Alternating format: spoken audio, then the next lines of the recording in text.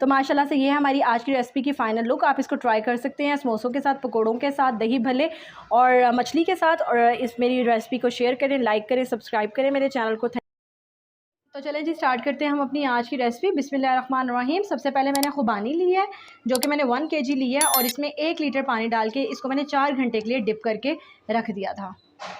और साथ लिया है इमली का पल्प। इमली को आपने 4 घंटे के लिए डिप करके रख के और इसकी जो सीड्स हैं वो निकाल ली हैं। उसके बाद आपने एक कढ़ाई या पैन ले लेना है, उसको मीडियम फ्लेम पे आपने गरम करना है। गरम करने के बाद जो आपका खुबानी का मिक्सचर होगा, जिसमें आपने 4 घंटे के लिए खुबानी को डिप करके रखा होगा, वो एज़ इट इज़ आपने कढ़ाई के अंदर ऐड कर देनी है। ये देखिए, हमने खुबानी की सीड्स नहीं निकाली क्योंकि ये हमारे पास फ्रेश खुबानी थी। आप जैसे ही ये थोड़ा सा पकना शुरू हो जाएगा हम इसकी सीड्स को निकाल देंगे।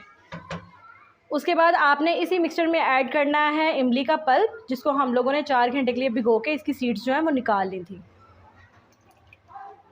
इमली का पल्प ऐड करने के बाद आपने इसमें 1 टेबलस्पून ऐड करना है अदरक। उसको अच्छी तरह पीस के फिर आपने ऐड करना है।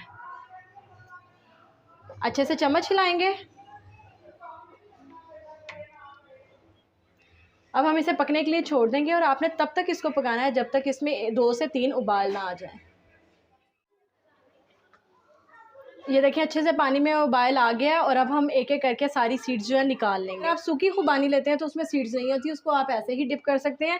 तो ये फ्रेश खुबानी थी, इसमें सीड्स थे, तो मैंने ऐसे ही इसको पानी में डिप करके कर लिया और अब सारी सीड्स ईजीली खुद ब खुद निकल के नीचे बैठ गई और हम आराम से इनको निकाल लेंगे।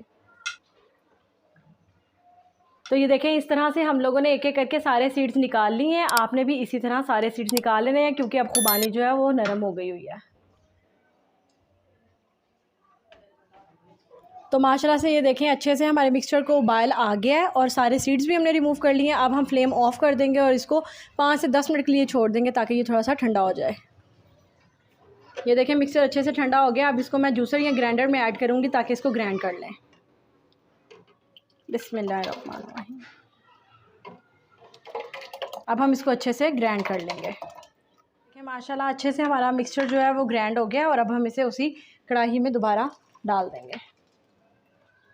इसी तरह आपने थोड़ा थोड़ा करके अपने सारे मिक्सचर को ग्राइंड कर लेना है। सारा मिक्सचर कढ़ाई में ऐड करने के बाद अब हम इसमें ऐड करेंगे चीनी, जो कि हम लोगों ने हाफ़ कप ली है। अब हम इसमें ऐड करेंगे हाफ़ टेबल स्पून सॉल्ट।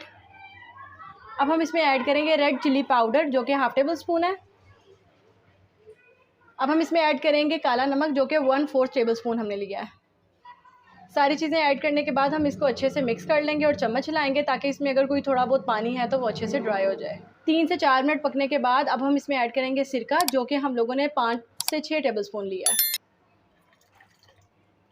चम्मच हिलाएंगे और इसको 3 से 4 मिनट के लिए पकने के लिए छोड़ देंगे और इसकी कंसिस्टेंसी देखें। 4 से 5 मिनट पकने के बाद अब हम फ्लेम ऑफ़ कर देंगे और इसको ठंडा होने के लिए छोड़ देंगे। अच्छे से ये चटनी ठंडी हो गई है और अब हम इसको डिश आउट करेंगे और फाइनल लुक आपको दिखाएंगे। बिस्मिल्लाहिर्रहमानिर्रहीम। हम लोग इसको महफूज करने के लिए किसी भी एयर टाइट फ्लास्क या जार का यूज़ करेंगे। इसको हम 1 से 2 हफ्ते के लिए महफूज कर सकते हैं। तो लेकिन इसके लिए ये है कि जो भी आप जार यूज़ करें वो अच्छे से ड्राई हो, बिल्कुल भी पानी ना लगा हो और एयर टाइट हो, फिर आप इसको 1 से 2 वीक्स के लिए महफूज कर सकते हैं। तो माशाल्लाह से ये है हमारी आज की रेसिपी की फ़ाइनल लुक। आप इसको ट्राई कर सकते हैं समोसों के साथ, पकौड़ों के साथ, दही भल्ले और मछली के साथ। और इस मेरी रेसिपी को शेयर करें, लाइक करें, सब्सक्राइब करें मेरे चैनल को। Thank you so much for watching my full video. Yummy. Thank you mom.